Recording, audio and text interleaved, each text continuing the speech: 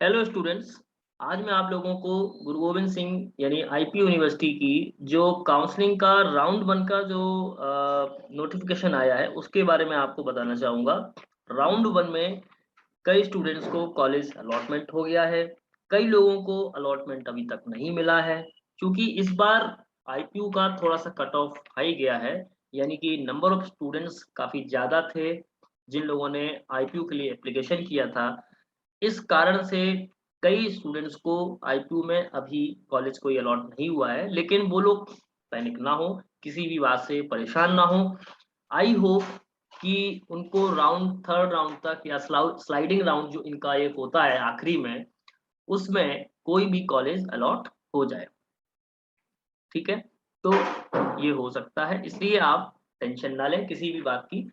May be के आगे के जो राउंड्स होंगे, सब्सिक्वेंस राउंड होंगे, उनमें आपको ये मिल जाएगा। राइट, चलिए अब बात करेंगे हम जो इन्होंने शेड्यूल अपडेट किया है काउंसलिंग का, वो क्या है।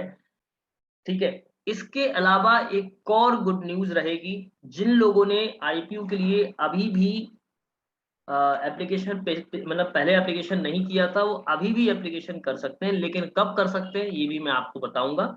राइट, तो चलिए आगे बढ़ते हैं और जानते हैं।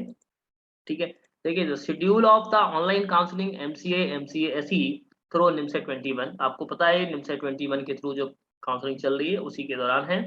After declaration of round one, round to, round three and sliding round, ये चार तरह के राउंड होंगे। यहाँ पर मैं आपको बता दूं, चार तरह के राउंड होंगे।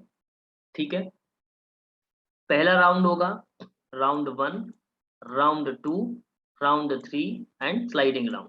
Is that clear? तो चार टाइप के ये राउंड होने वाले हैं। अब आप बिल्कुल इसके लिए तैयार हो जाइए, मैं आपको एक एक इंफॉर्मेशन यहाँ पर दूंगा। चारों तरह के राउंड किस तरीके से आपको यहाँ पर पार्टिसिपेट करने हैं। पहला राउंड जो है, आप लोगों ने जिन लोगों ने एप्लीकेशन के लिए रजिस्ट्रेशन पहले किया था, काउंसलिंग के लिए 1,000 रुपए की जो फीस थी वो पे कर दी थी।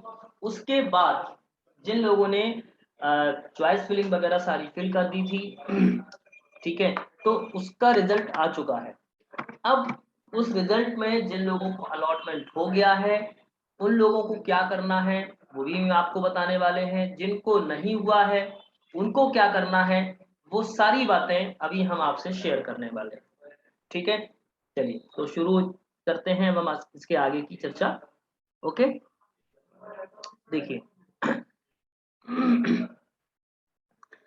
अब सबसे पहले तो मैं आपको अभी ये बताना चाहूंगा कि जो राउंड वन का रिजल्ट है वो 21 यानी कि कल आ चुका था।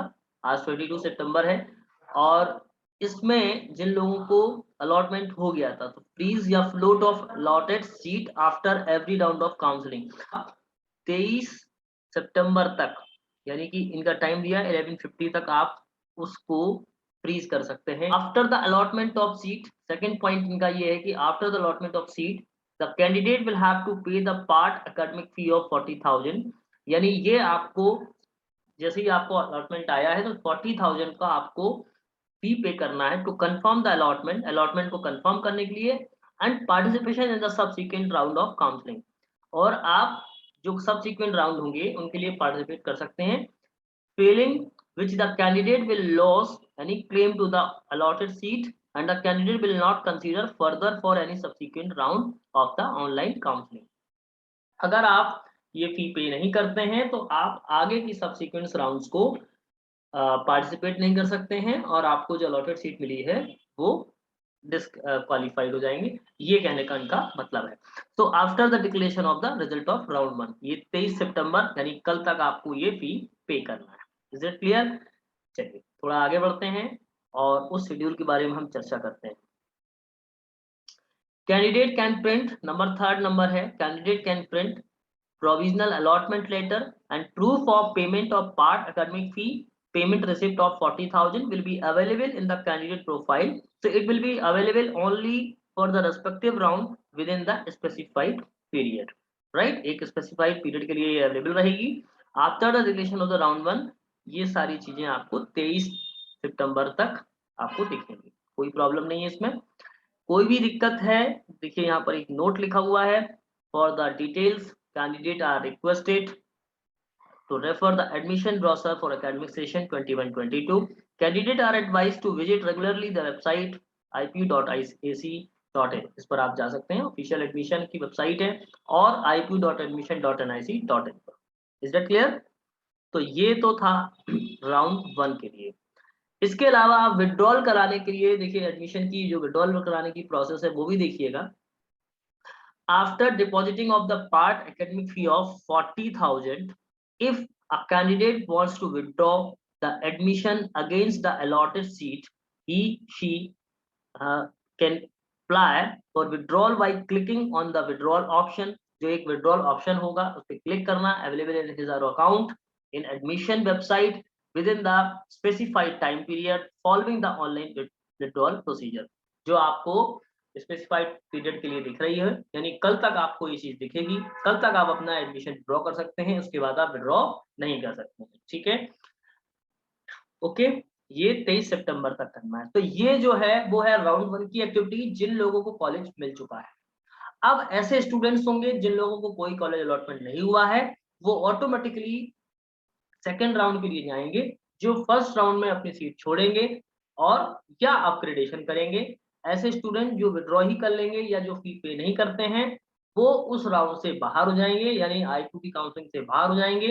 तो उन लोगों को मौका मिलेगा जिन लोगों को कोई कॉलेज अलॉट नहीं हुआ. इसलिए पैनिक होने की जरूरत नहीं है. अभी कई सारे एग्जाम्स जैसे कि लाइक आप लोगों ने दिए होंगे, JNU दिया होगा, ठीक है, TU भी दिया होगा, इनके भी रिजल्ट आने बाकी हैं, और आगे का एग्जाम आपको पता है BHU है.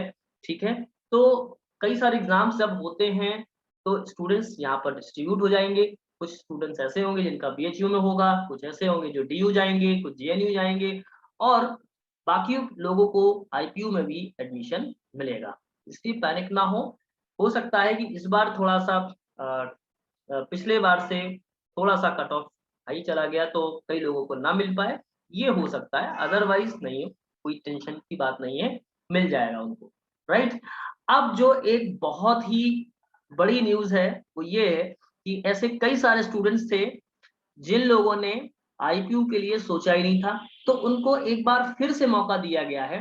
Candidate who have already filled online application form of GGS IPU and paid the requisite fee 1200 but didn't register the online counselling fee. ऐसे लोग थे जिन्होंने 1000 रुपए जो काउंसलिंग की फीस थी उसको पे नहीं किया था, तो वो लोग भी एक बार और अपॉर्चुनिटी दी गई. देखिए यहाँ पर लिखा है, this is continuation to university schedule notification. इसके according the university is the larger interest of the NIMSET 21 qualified candidate is giving one more opportunity for the following category of candidate for participating in the online counseling. That means कि आपको एक और मौका दिया गया है, क्योंकि NIMSET 21 एक अच्छा टेस्ट होता है, तो उसके हिसाब से बच्चों को एक मौका दिया जा रहा है.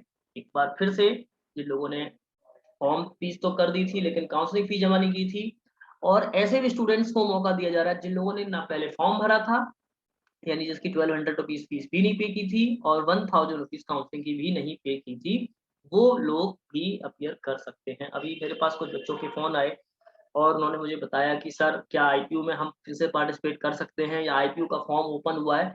तो डेफिनेटली ओपन हो गया है, आप लोग इसको कर पाएंगे, लेकिन ये कब कर पाएंगे इसके लिए मैं भी आपको शेड्यूल बता रहा हूँ. राइट, चलिए.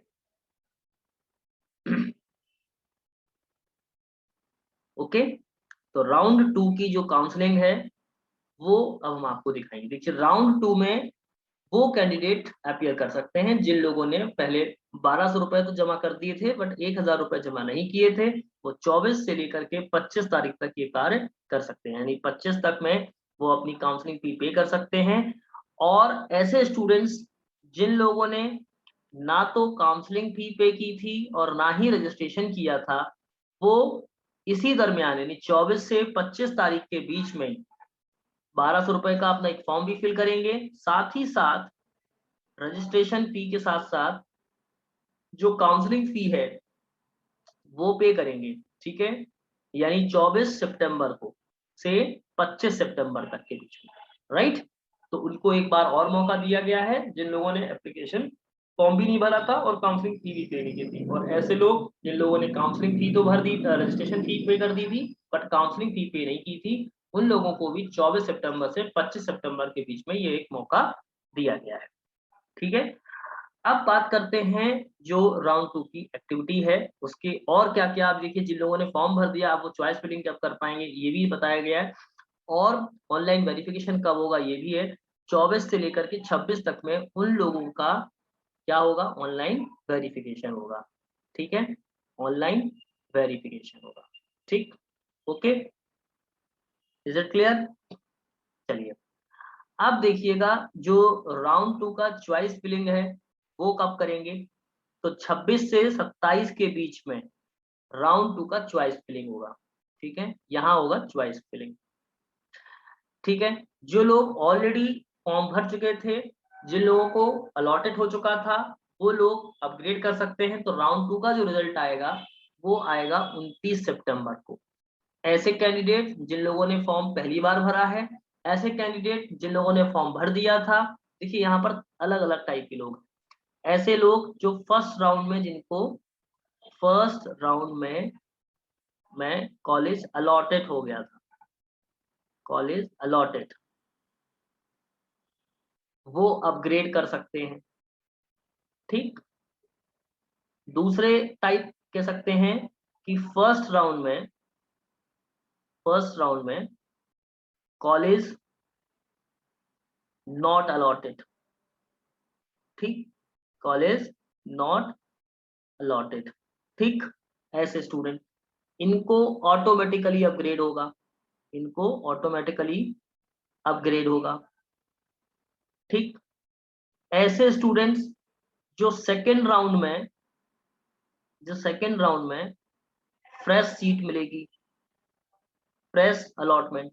और कैसे लोगों को होगा, जो लोग अभी मतलब इसी राउंड में पार्टिसिपेट किए, सेकेंड राउंड में ही पार्टिसिपेट किए, यानी कि जिन्होंने फ्रेश चॉइस फिलिंग की। ठीक, इतनी बात समझ लीजिएगा। तो इस तरीके से ये राउंड 2 में पार्टिसिपेट कर पाएंगे। राउंड 2 का रिजल्ट आएगा 29 सितंबर को। Is it clear? ओके, बाकी ये जो उन्होंने नोटिफिकेशन डाला है, इसके जो पूरी पीडीएफ फाइल है, इसका जो लिंक है वो मैं अपने डिस्क्रिप्शन बोर्ड में शेयर कर दूंगा। ठीक है, आप वहां से इसको देख सकते हैं। अब राउंड 2 का जो रिजल्ट आ गया वो 29 को आ गया। ठीक है, राउंड 2 के स्टूडेंट्स को क्या करना होगा, जिनको अलॉट हो गया वो अपनी सीट को फ्रीज करा सकते हैं 1 अक्टूबर को। उसकी फीस जो है वो 1 अक्टूबर तक आपको जमा करनी होगी। ठीक है, इसके बाद में उनको प्रिंट अपना अलॉटमेंट लेटर का और फी का दोनों 1 अक्टूबर तक आपको ये काम करना है। अपना एडमिशन भी अगर आपको विड्रॉ कराना है तो ये सारा काम 1 अक्टूबर तक आपको कर देना है। Is it clear? पूरी डिटेल जो फर्स्ट राउंड की काउंसलिंग की थी सेम है सेकेंड राउंड की, बस आपको शेड्यूल अलग दिया गया। इसके बाद में थर्ड राउंड की जो एक्टिविटी है, अगर मान लीजिएगा आप सेकेंड राउंड में कोई सीट जो आपको मिली है, अलॉटेड सीट अगर आपको मिली है, ठीक है, अलॉटेड सीट अगर आपको मिली है, अगर आप इससे सेटिस्फाइड नहीं है तो आप राउंड 3 के लिए अपग्रेड करेंगे। ठीक है, या जिनको नहीं मिली है, जिनको सीट नहीं मिली है, वो राउंड 3 में ऑटोमेटिकली अपग्रेड हो जाएंगे। ठीक, इज इट क्लियर? और ये 2 से 3 के बीच में होगा। ठीक है, ओके, अपनी जो चॉइसेस हैं वो अपग्रेड कर सकते हैं। राउंड 3 का जो रिजल्ट है वो 4 अक्टूबर को आ जाएगा। ठीक, देन इसके बाद में फिर इसी तरह से सब सीक्वेंट राउंड की जो काउंसलिंग है वो फिर उसी तरह से आपको करनी है। देखिए, अगर आप इससे भी सेटिस्फाइड नहीं है तो 5 तारीख को अपनी सीट का फीलिंग करा सकते हैं। ठीक है, और आपको वही फी पे करना है 5 तारीख तक। अगर आपको सारी प्रिंट वगैरह भी आपको निकाल लेना है 5 अक्टूबर तक, और इवन एडमिशन भी आपको 5 अक्टूबर तक विड्रॉ करा लेना है, अगर आप इस राउंड में मिले हुए कॉलेज से सेटिस्फाइड नहीं है। तो एक राउंड और आईपीयू लेगा, उसे कहते हैं स्लाइडिंग राउंड। ठीक है, sliding of the allotted seat after the round 3. Only the candidate who have been allocated seats before the sliding round, ठीक है, वो कैंडिडेट जिनको अलोकेटेड हो गई है सीट स्लाइडिंग राउंड से पहले, and who paid the part academic fee of 40,000, ठीक है, and didn't withdraw there admission, 40,000 उन्होंने पे कर दिए हैं जिन्होंने एडमिशन में विड्रॉ नहीं किया है और didn't freeze the allotted seat, और जिन लोगों ने फ्रीज भी नहीं की है, why the following due procedure of the university shall be eligible for this round. मतलब आपसे राउंड 3 में ये पूछा जाएगा कि आप स्लाइडिंग राउंड में पार्टिसिपेट करना चाहते हैं तो आप अपनी सीट को फ्रीज नहीं करेंगे, ठीक है, विड्रॉ नहीं करेंगे और 40,000 आपने पे कर दिया, तो आप इस राउंड के लिए एलिजिबल हो जाएंगे और स्लाइडिंग राउंड का जो रिजल्ट आएगा वो 6 अक्टूबर को आ जाएगा। Is it clear? तो इस तरीके से ये जितने भी सब्सिक्वेंट राउंड की काउंसलिंग है, इस शेड्यूल उन्होंने अपडेट किया है। अब reporting of the candidate allotted to the institute या कॉलेज, आपको कब रिपोर्ट करना है ये भी आपको बताया गया है। 7 अक्टूबर से लेकर के 11 अक्टूबर तक आपको ये काम करना है और सुबह 10 से 5 बजे तक के बीच में ही आपको एक टाइमिंग दी गई है। तो document to carried by the institute while reporting to the institute या college in mention in the point number 10। Point number 10 वहां पर आपको दिया गया है, ठीक है, कब आपको करना है, कैसे करना है। Is it clear? आपके पास मेल भी आएगा, सारी चीजें आपकी इन्फॉर्मेशन वेबसाइट पे अपडेट भी होंगी टाइम टू टाइम, तो आप लोग घबराए नहीं किसी भी चीज से। अब इम्पोर्टेंट इंस्ट्रक्शन जो दिए गए हैं क्लेमिंग द रिजर्वेशन, आप इसको एक बार मैं कहूँगा रीड आउट करें, क्योंकि पहले भी ये रिजर्वेशन के रूल्स दिए गए थे, ठीक है। जो दिल्ली के कैंडिडेट आते हैं, गवर्नमेंट ऑफ दिल्ली में आते हैं, वो ओबीसी है ना, SC ST, Delhi outside OBC, Delhi outside SC, Delhi outside ST, ये सारी जो नियम दिए गए हैं वो यहाँ पर ऑलरेडी दिए गए हैं। मास्टर्स लेवल में ओबीसी कैटेगरी को रिजर्व नहीं माना जाता है, ठीक है, इसलिए यह बात आप ध्यान रखें। ओके, कुछ फिर जनरल इंस्ट्रक्शंस दिए गए हैं, दिल्ली रीजन में कौन कौन लोग आते हैं, कौन कौन लोग नहीं आते हैं, इसको एक बार आप लोग अच्छे से डिटेल में पढ़ लीजिएगा। आई होप कि लास्ट टाइम भी मैंने आप लोगों के साथ में डिस्कस किए थे, तो आप लोगों ने सुना होगा, उनको पढ़ा भी होगा। और इसके बाद में जो रजिस्ट्रेशन की ऑनलाइन प्रोसेस है वो यहाँ पर दी गई है, candidate registration, sign in, multi step application form submission, ठीक है। इसके बाद में uploading of the images, document, registration fee payment, downloading of confirmation page, email, mobile number, ठीक है, पासवर्ड कैसे चेंज कर सकते हैं, ये सारी चीजें आपको बताई गई थी।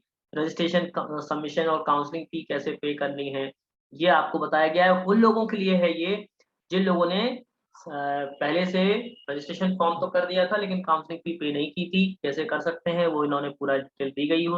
आप अपने डैशबोर्ड पे जाएंगे, वहां से आपको ये फी पे करनी होगी। या जो लोग नया फॉर्म एप्लीकेशन कर रहे होंगे वहां पर उनके लिए 1200 रुपए का रजिस्ट्रेशन फॉर्म भी खुलेगा। चॉइस फिलिंग के लिए सारी चीजें यहाँ पर ओपन होंगी।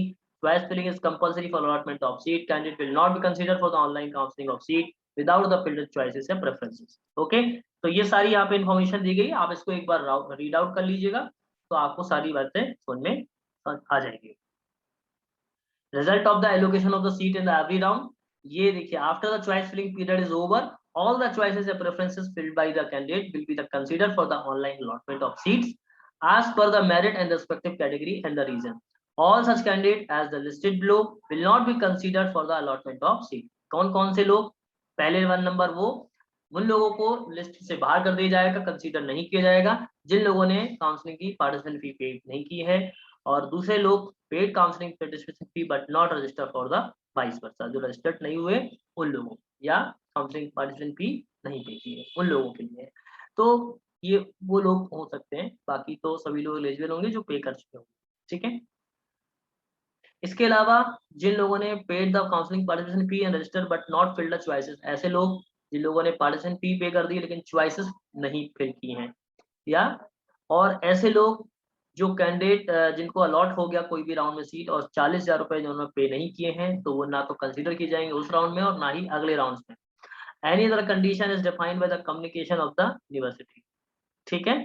चलिए, इसके बाद में आगे बात करते हैं। अब इन्होंने कुछ और इंस्ट्रक्शन भी दिए हैं, आप देख सकते हैं कि results can await, results can check by the candidate through his or account login given that during the registration process candidate can print provisional allotment letter if the seat allotted to him, or option of printing the provisional allotment letter will be available only for the respective round, so within the specified period, and record will not available in the subsequent round of the online counseling। इसलिए ध्यान रखें कि हर round में जो भी आपका allot हो रहा है उसका आप प्रिंट निकाल के जरूर रखें। Is it clear? After the allotment of the seat, candidate will have to pay the part of academic fee। आपको जिस राउंड में जो सीट अलॉट हुई है आपको 40,000 का एक पेमेंट करना है to confirm the allotment and participant of the subsequent round of counselling. वो आपको एक ही बार पे करनी है, ऐसा नहीं कि हर बार पे करनी है। एक बार आपको पे करनी जब आपको सीट अलॉट हुई है, या आप इस चीज को आप नहीं करते हैं तो आप अपनी सीट को क्लेम नहीं कर सकते और आप आगे की फर्दर राउंड में शामिल नहीं हो सकते। Candidate can pay to the admission fee against the provisionally allotted seat through the online option which are the same in the case of the, आप कहाँ से पे कर सकते हैं, नेट बैंकिंग के through, credit card, debit card, और आपको एक इम्पॉर्टेंट बात, प्रोविजनल अलॉटमेंट लेटर लेना है और जो आपने फी की है, फी पे की है, उसका प्रिंट लेना है। तो ये चीजें आपको ध्यान रखना है। अब इन्होंने ये बताया है कि फीस आप कैसे कर सकते हैं या float of the allotted seat after the every round of counselling. Number 1 point है, after every round of the counselling if the candidate is satisfied with the seat allotted to him and does not wants to participate in the subsequent round of the counseling for upgradation, so he or she can freeze his or her allotted seat by clicking the freeze option। मतलब आप अगर satisfied हैं तो आप अपनी seat को freeze कर सकते हैं, अगर आप सेटिस्फाइड नहीं हैं तो आप नेक्स्ट राउंड के लिए अपग्रेड कर सकते हैं। So if the candidate wants to upgrade his her choices of participation in the next round of counseling as per the field choices should be choose for float option। Those candidates who opt float option will be able to participate in the next round of counseling and is allotted seat will get retained if the candidate is not able to the higher choice। ठीक है, आपके सामने दो option होंगे, एक होगा freeze, दूसरा option होगा फ्लोट। ये आपको तब लेना है जब आप अपग्रेड कर रहे हैं, ठीक, ये आप तब लेंगे जब आपको कंफर्म करना है। ठीक है, ये दोनों बातें। फिर अगर आप विड्रॉ कर रहे हैं तो विड्रॉ कैसे करेंगे, देखिए विड्रॉ कैसे करेंगे, ये देखिए आप विड्रॉ करते हैं। नंबर 1 पॉइंट है, after depositing of the academic fee, if the candidate wants to withdraw the admission against the allotted seat, he can apply the withdrawal by clicking on the withdrawal option available in other account in the admission website within the specified time period following the online withdrawal procedure। अगर आपको मिला college, आप satisfied नहीं है और आप उसको withdrawal करना चाहते हैं तो आप उसको विड्रॉ कर सकते हैं, पहला पॉइंट। दूसरा पॉइंट ये है कि all candidates who have the withdrawn freezed their seat not paid in the academic part of the fee 40,000 and who do not fulfill the eligibility criteria will not be participating in the subsequent round। तो जो उन्होंने बोला है, ऐसे candidate जो admission से withdrawal कर चुके हैं फीस और अपनी सीट फीस कर चुके हैं नॉट पेड, और जो उन्होंने 40,000 रुपए फीस नहीं पे की है वो, और या फिर ऐसे कैंडिडेट जो हम कह सकते हैं एलिजिबिलिटी क्राइटेरिया को फुलफिल नहीं करते हैं, सब्सिक्वेंट राउंड में पार्टिसिपेट नहीं कर पाएंगे ऑनलाइन काउंसलिंग। ठीक है, ओके, चलिए अब उन्होंने ये भी बताया है कि and the vacancies with respect to such candidate will be considered for the allotted allotment of seats in the subsequent round. जो वैकेंसी मतलब कि वैकेंट रहेंगी उनको सब्सिक्वेंट राउंड में कंसीडर किया जाएगा आगे के कैंडिडेट्स के लिए। ठीक है, last round of the allotment of the seat in the last round of the online counseling seat region wise and category wise will be the converted to another category after doing the seat allotment of the reserved category। ठीक है, second thing, only the candidate allotted seat who have paid in the academic part of the fee 40,000 have not chosen their allotment and have not withdrawn as per the procedure notified shall be eligible for the sliding round of the online counseling। ऐसे students जिन लोगों ने अपनी seat confirm भी नहीं की है और अपनी सीट विड्रॉल भी नहीं की है, वो लोग अगर स्लाइडिंग राउंड में जाना चाहते हैं तो उनके पास में विकल्प रहेगा, वो जा सकते हैं। Is that clear? तो इस तरीके से ये मैंने आपको पूरा आईक्यू का शेड्यूल आपके साथ में शेयर किया। स्लाइडिंग राउंड में देखिए और भी चीजें इन्होंने बोली हैं, क्या क्या चीजें हो सकती हैं। Sliding of the allotment seat after the last of the online allocated seat क्या क्या है, enumerated below in the standard procedure only the candidate who had allocated seat, वही सारी चीजें लिखी हुई 40,000 आपने पे कर दिए हैं और आपको फॉलोइंग प्रोसीजर आपको एलिजिबल है। The sliding round shall be the based on the preferences already enter the candidate in the online counseling system on the basis of merit of CET of the candidate। ठीक है, if a candidate who has paid the part academic fee does not want to participate in the sliding round then such candidate must freeze their allotment। ठीक है, after the sliding round the allocated candidate must report to the allocated institution verification of the document and payment of the balance after of the amount of the fee if any। तो वही है, अगर आपको आगे जब allocated institute होगा तो आपको जो बची हुई फी होगी वो पे करनी होगी। फिर रिपोर्टिंग का क्या है, प्रोविजनल अलॉटमेंट लेटर ले जाना है आपको, प्रूफ ऑफ पेमेंट ले जाना है, it will be available on the only round of specified period. और क्या क्या ले जाना है, अपने सारे स्कूल के कॉलेज के जो भी लेटर्स हैं, सर्टिफिकेट्स हैं, टीसी, माइग्रेशन, कैरेक्टर, ये सब आपको ले जाने रहे। क्लियर? तो इस तरीके से इन्होंने पूरा राउंड का शेड्यूल आपसे अपडेट किया हुआ है। और कोई भी कंफर्मेशन, कोई भी चीज आपको कंफर्म करनी हो तो आपको कौन सी वेबसाइट पे जाना है, ऑफिशियल वेबसाइट ipu.ac.in और ipu.admission.nic.in पर जाना है। Is it clear? तो इस तरीके से मैंने आपके साथ में पूरी आईपीयू की जो काउंसलिंग प्रक्रिया थी वो आपके साथ में शेयर की है। आई होप कि आपको समझ में आ गया होगा। डिटेल आपको इत्मीनान से पढ़ना है तो मैं आपको इसका पीडीएफ का लिंक शेयर कर दूंगा, या फिर आपको आईपीयू की वेबसाइट पर भी ये मिल जाएगा। ठीक है, मैंने सिर्फ एक आपको ब्रशअप करा दिया इन सभी चीजों से कि एक बार आप समझ जाएंगे। मैंने आपको बता दिया गाइडलाइन आपको मैंने बता दी कि किस तरह से उन्होंने जारी की है, तो उसी हिसाब से आपको इस प्रोसीजर को फॉलो करना है। कोई भी घबराए नहीं, किसी भी जो इन्होंने प्रोसीजर दिया है उस प्रोसीजर को समझें। कोई भी प्रॉब्लम आती है तो आप इनको हेल्प डेस्क पे मेल करिएगा। राइट, इनका कॉन्टेक्ट नंबर भी दिया होगा, आप उस पर कॉल भी कर सकते हैं। राइट, चलिए, आई होप कि आपको ये बात समझ में आ गई होगी। Thank you.